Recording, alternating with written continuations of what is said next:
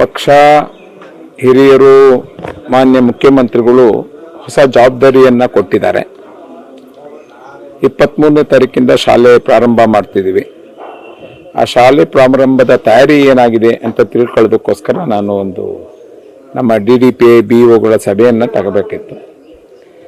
ಆದರೆ ಇಂಥ ಒಂದು ಹೊಸ ಜವಾಬ್ದಾರಿ ಕೊಟ್ಟಂಥ ಟೈಮಲ್ಲಿ ಸ್ವಾಮೀಜಿಯವರ ಆಶೀರ್ವಾದ ಪಡೆಯೋದಕ್ಕೋಸ್ಕರ ನಾನು ಮಠಕ್ಕೆ ಬಂದಿದ್ದೀನಿ. ಅವರ ಆಶೀರ್ವಾದದಿಂದ ನನಗೆ ಇನ್ನೂ ಹೆಚ್ಚು ಶಕ್ತಿ ಬರಲಿ, ಈ ಹೊಸ ಜವಾಬ್ದಾರಿ ನಿರ್ವಹಣೆ ಮಾಡುವಂಥ ಹೆಚ್ಚು ಶಕ್ತಿ ಬರಲಿ ಅನ್ನೋದಕ್ಕೋಸ್ಕರ ಸ್ವಾಮೀಜಿಯವರ ಹತ್ರ ಬಂದಿದ್ದೀನಿ. 23ನೇ ತಾರೀಕಿಂದ ಶಾಲೆ ಪ್ರಾರಂಭ ಮಾಡೋಕ್ಕೆ ಶಿಕ್ಷಣ ಇಲಾಖೆ ಸಂಪೂರ್ಣ ಸಿದ್ಧ ಆಗಿದೆ. 100% ಸಿದ್ಧ ಆಗಿದೆ.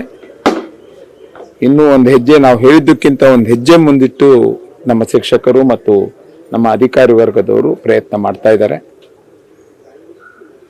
ನಮ್ಗೆ ಬಂದಿರುವಂಥ ಫೀಡ್ಬ್ಯಾಕಲ್ಲಿ 23ನೇ ತಾರೀಕಿನ ಶುರು ಮಾಡೋದ್ರಿಂದನೇ ತುಂಬ ಒಳ್ಳೆ ಅಟೆಂಡೆನ್ಸು ಸಿಗುತ್ತೆ, ಅವತ್ತೇ ಕ್ಲಾಸಸ್ಸು ಶುರುವಾಗುತ್ತೆ ಅನ್ನುವಂಥ ವಿಶ್ವಾಸ ನಮಗಿದೆ. 1ರಿಂದ 8 ಸಹಿತ ಶಾಲೆ ಪ್ರಾರಂಭ ಮಾಡ್ಬೋದು ಅಂತ ಟಾಸ್ಕ್ ಫೋರ್ಸ್ನವರು, ತಾಂತ್ರಿಕ ಸಲಹೆ ಸಮಿತಿ ಹೇಳಿದೆ. ಈವನ್ ಪೀಡಿಯಾಟ್ರಿಷಿಯನ್ಸು ಹೇಳಿದ್ದಾರೆ ಮಕ್ಳಿಗೆ ಇನ್ಫೆಕ್ಷನ್ ಆಗಲ್ಲ ಅನ್ನೋದು. ಆದರೆ ನಮ್ಗೆಲ್ಲೋ ಒಂದು ಕಡೆ SOP ಮೇಂಟೈನ್ ಮಾಡೋದನ್ನ ಮೇಲ್ಗಡೆಯಿಂದ ಇಳಿಸೋಣ ಅಂತ, ಮಕ್ಕಳನ್ನ SOP ಫಾಲೋ ಮಾಡೋದು ಕಷ್ಟ ಆಗ್ಬೋದೇನೋ, ಅದರಿಂದ 8, 9, 10 ಮಕ್ಕಳು ಹೇಗೆ ಬಿಹೇವ್ ಮಾಡ್ತಾರೆ ಅನ್ನೋದನ್ನ ನೋಡ್ಕೊಂಡು ನಮ್ಮ ವ್ಯವಸ್ಥೆಗಳು ಎಷ್ಟು ಮಟ್ಟಿಗೆ ಆಗತ್ತೆ 8, 9, 10 ಅಂತ ನೋಡ್ಕೊಂಡು ಅದಾದ್ಮೇಲೆ 1ರಿಂದ 8ಕ್ಕೆ ಬರ್ತೀವಿ. ಸರ್, ಈಗ ಖಾಸಗಿ ಶಿಕ್ಷಣ ಸಂಸ್ಥೆಗಳನ್ನ ವಿಶ್ವಾಸಕ್ಕೆ ತಗೊಂಡು ಹೋಗೋದು ಒಂದು ದೊಡ್ಡ ಚಾಲೆಂಜ್ ಶಿಕ್ಷಣ ಇಲಾಖೆಗೆ. ಅದನ್ನು ಯಾವ ರೀತಿ ಸಮಜಾಯಿಸ್ತೀರಿ ಸರ್? ತಾವು ಹೇಳ್ದಂಗೆ ಅದ್ರ ಜೊತೆ ಕರ್ಕೊಂಡು ಹೋಗ್ಲೇಬೇಕು. ಯಾಕೆಂದ್ರೆ ಪ್ರೈಮರಿಲಿ ನಾವೊಂದು ಸ್ವಲ್ಪ ಜಾಸ್ತಿ ಮಕ್ಕಳು ಸರ್ಕಾರಿ ಶಾಲೆಗಳಲ್ಲಿ ಇದ್ದಾರೆ.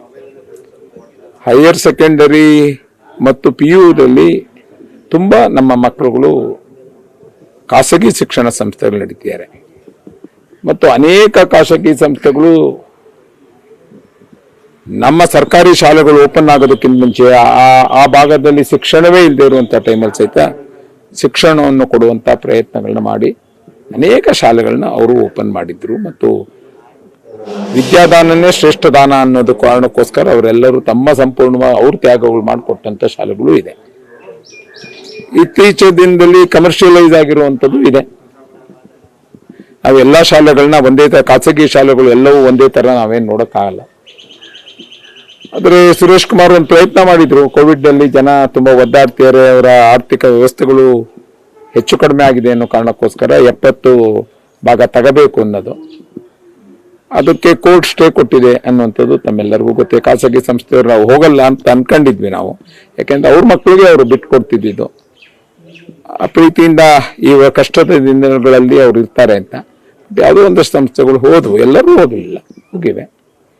ಆದರೆ ನಾವು ಅಧಿಕಾರಿ ವರ್ಗದವ್ರಿಗೆ ಹೇಳಿದ್ದೀವಿ, ಯಾರ್ಯಾರು ತೊಂದರೆಗೊಳಗಾಗಿ ತಮ್ಮನ್ನ ಬಂದು ಸಂಪರ್ಕ ಮಾಡ್ತಾರೆ ಅವ್ರ ಜೊತೆ ತಾವು ಹೋಗಿ ಖಾಸಗಿ ಸಂಸ್ಥೆಯವರ ಮನವೊಲಿಸಿ ಅವ್ರಿಗೆ ಬೇಕಾದಂಥ ಅನುಕೂಲ ಮಾಡಿಕೊಡಿ ಎನ್ನುವಂಥ ಮಾತು ಹೇಳಿದ್ದೀವಿ. ತುಂಬ ಕಡೆ ಅದನ್ನು ಮಾಡ್ತಾರೆ. ನಮ್ಗಳಿಗೂ ಬರ್ತಿರುವಂಥ ಇನ್ಫಾರ್ಮೇಷನ್ನ ನಮಗೂ ಬರುತ್ತೆ. ಅವ್ರಿಗೆ ಆ ಕಡೆ ತುಂಬ ಕಡಿಮೆ ಬಂದಿರುವಂಥ ಪೋಷಕರ ಅಪೀಲ್ನ ಅದನ್ನು ಅಲ್ಲಿ ಕನ್ಸರ್ನ್ ಅಧಿಕಾರಿಗಳು ಕಳಿಸಿ ಸಾಲ್ವ್ ಮಾಡುವಂಥ ಪ್ರಯತ್ನ ನಾವು